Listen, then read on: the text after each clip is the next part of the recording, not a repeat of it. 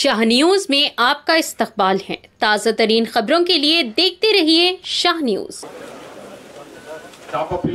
పంపిణీ రాష్ట్ర ప్రభుత్వం ఎంతో ప్రతిష్టాత్మకంగా తీసుకొని ఈ చాప పిల్లల కార్యక్రమానికి శ్రీకారం చుట్టడం జరిగింది। మనంతా ముఖ్యంగా మన ముదిరాజ్ సోదరులు అదే విధంగా ఈ చాప పిల్లల మీద ఆధారపడి జీవనం కొనసాగిస్తున్న వాళ్ళందరి పిల్లలకు సంబంధించి మత్స్య శాఖ మంత్రి అంటే ఈ చేపల పెంపకము చేపలు ఏ చేపలు ఇస్తే మా వాళ్ళకి లాభం జరుగుతుందన్న విషయాలను తెలిసిన వ్యక్తిగా ఆల్మోస్ట్ అంటే ఫైట్ చేసి మాకు దాదాపు 120 కోట్ల రూపాయలు కావాలి ఈ మత్స్య శాఖకు సంబంధించి। ఎందుకంటే చేప పిల్లల్ని మనం కోయిల్ సాగర్ మన రిజర్వాయర్లు ఇడుస్తా ఉన్నాం। సో అట్లా కౌంట్ కూడా కరెక్ట్ ఉండాలి। ఎక్కడ కూడా ఆ చేపలలో ఉన్న రకాలు కూడా ఏ రకమైన చేపలు ఇస్తే మన వాళ్ళకి లాభం జరుగుతుంది అన్న విషయం మీద కూడా ప్రత్యేక శ్రద్ధ తీసుకొని శ్రద్ధ కనపరుస్తూ మంత్రి గారు ప్రత్యేక చొరవతో ఈ రోజు నాకు ముఖ్యంగా మంత్రి గారు తెలియజేయాలని చెప్పి సందర్భంగా తెలియజేస్తాను। ఫిషరీ డిపార్ట్మెంట్ మిగతా డిపార్ట్మెంట్స్ కి అండ్ పత్రికా సోదరులకు ఈ ప్రాంతంలో చేపల సంబంధించిన అంశం కోసం వచ్చేసినటువంటి ముదిరాజ్ సోదరులకు మత్స్యకారుల సోదరులకు అందరికీ కూడా వివిధ మండలాలకు చేసినటువంటి నమస్కారం తెలియజేస్తా ఉన్నాను। అడిగిన 2 నిమిషాల్లోనే నాకు 123 కోట్ల రూపాయలు చేపలకు నాకు శాంక్షన్ ఇవ్వడం, తద్వారా 94 కోట్లతో చేప పిల్లల్ని 26,000 చెరువుల్లో సైజు 80 నుంచి 100 సైజు చేప పిల్లల్ని ఈరోజు ప్రతి చెరువులో వదిలేటువంటి ప్రయత్నం చేస్తా ఉన్నాం।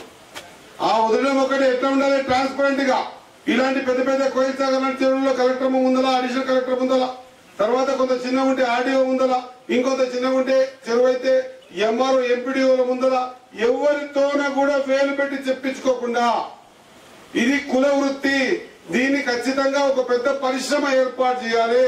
ఈరోజు 123 కోట్లతోన 94 లక్షల కోట్లతో చేపల్ని 88 కోట్ల చేపల్ని 89,000 కోట్ల చేపల్ని అదే మాదిరిగా 300 చెరువుల్లో 29 కోట్లతోన రొయ్యలు పెంచేటువంటి కార్యక్రమం తీసుకుంటున్నాం। ఎందుకు చేస్తున్నాం ఈ మాట? ఎందుకోసమంటే దీని మీద ఆధారపడే మత్స్య కుటుంబాలు ఈ రాష్ట్రంలో 5 లక్షలకు పైబడి ఉన్నారు। వారందరికీ కూడా ఎంప్లాయ్మెంట్ జనరేట్ చేయాలా, అందరి జీవితాల్లో కొంత వెలుగులు ఉండాలా, ఆర్థికంగా బలోపేతం కావాలన్న ఉద్దేశంతో ఈ కార్యక్రమాన్ని తీసుకున్నాం। మంత్రిగా ప్రతి పెద్ద పెద్ద చెరువుల్ని జస్ట్ లైక్ కోయిల్ సాగర్ లాంటి చెరువులకంతా కూడా విజిట్ చేసి నా ద్వారానే ఖచ్చితంగా చేప పిల్లల్ని మిగతా డిపార్ట్మెంట్ అంతా తీసుకొచ్చి అందరి సమక్షంలో ఈ కార్యక్రమాన్ని చేస్తా ఉన్నాం। బోర్డు పెడతా ఉన్నాం, ఆయన సెల్ నెంబర్ డైరెక్టర్ల పేరు ఎంత శిఖం ఉంది, దాదాపు దీనిలో నాకు తెలిసిన 7.5 లక్షల చేప పిల్లలు వదలాలా, దీని శిఖం ఎంత, దీని తర్వాత ఏ చేపల్ని వదులుతాం, పై భాగాన కట్ల బొచ్చ అది కింద పోయి మేత వేయదు, మరి మధ్య భాగాన రోహు అది మధ్యలో మేత వేస్తుంది, పైకి కిందికి పోదు, కింద మృగాల బంగారుతీగ అది ఓన్లీ బురదలనే ఉంటది, పైకి వచ్చి మేత వేయదు। ఇది ఎంతెంత నిష్పత్తుల్లో మేత వేస్తాయి, ఏ నిష్పత్తుల్లో వదిలితే ఒకటికొకటి ఇబ్బంది పడకుండా ఉంటాయనే నిష్పత్తి ద్వారా ఈ చేపల్ని ప్రతి చెరువులో వదులుతా ఉన్నాం। తద్వారా అందరికి కూడా ఎంప్లాయ్మెంట్ జనరేట్ కావాలా కాబట్టి మీ అందరితో కోరుతా ఉన్నాం।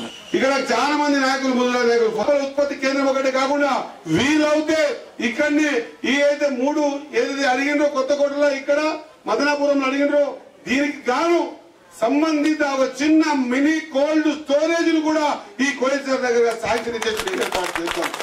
ఇలా చేప పెరగాలి, చేప మేము వేయాలి, చేప పెరగాలి, ఆ చేప కోల్డ్ స్టోరేజ్ లో ఉండాలి, ఆ చేప ఎప్పుడు అవసరం ఉంటే అప్పుడు మనం పోయి అమ్ముకొని వ్యాపారం చేసుకోవడానికి అనుకూలంగా ఉండాలి। దేవుడికి ఒక అడ్వాంటేజ్ ఉంది, ఈ రోజు విడుస్తున్న చేప 123 కోట్లతోన 94 కోట్లతో చేపలు దాదాపు 29 కోట్లతో రొయ్యలు విడుస్తున్నాం కదా, ఇవి రేపు పొద్దుగాల వ్యాపారం ఎట్లా చేయాలి, వ్యాపారం విస్తరింపు ఎట్లా చేయాలి అనేటువంటి ఆలోచనతో ముందుకు పోతా ఉన్నాం। కాబట్టి ఆ రోజు నేను మాట ఇస్తా ఉన్నా, ఇక్కడ కోయిల్ సాగర్ కూడా మినీ కోల్డ్ స్టోరేజ్ కూడా అవకాశం ఉంటే ఫిజిబిలిటీ చేపించి అవకాశం ఉంటే ఇస్తామన్నమాట గుర్తు చేస్తా ఉన్నా। తరఫున ధన్యవాదాలు తెలియజేసుకుంటూ ఖచ్చితంగా చేపల విషయంలో కానీ ఇతర ఏ విషయంలో అయినా సరే డెవలప్మెంట్ కోణంలో వెనక్కి తగ్గేదే లేదు అన్నమాట మరొకసారి గుర్తు చేస్తూ మీ అందరికి కూడా పెద్ద ఎత్తున ఇంత దాన్ని పిలిచి ఈ కార్యక్రమంలో ఏర్పాటు చేసిన ధన్యవాదాలు తెలుసు ముగిస్తా ఉన్నా।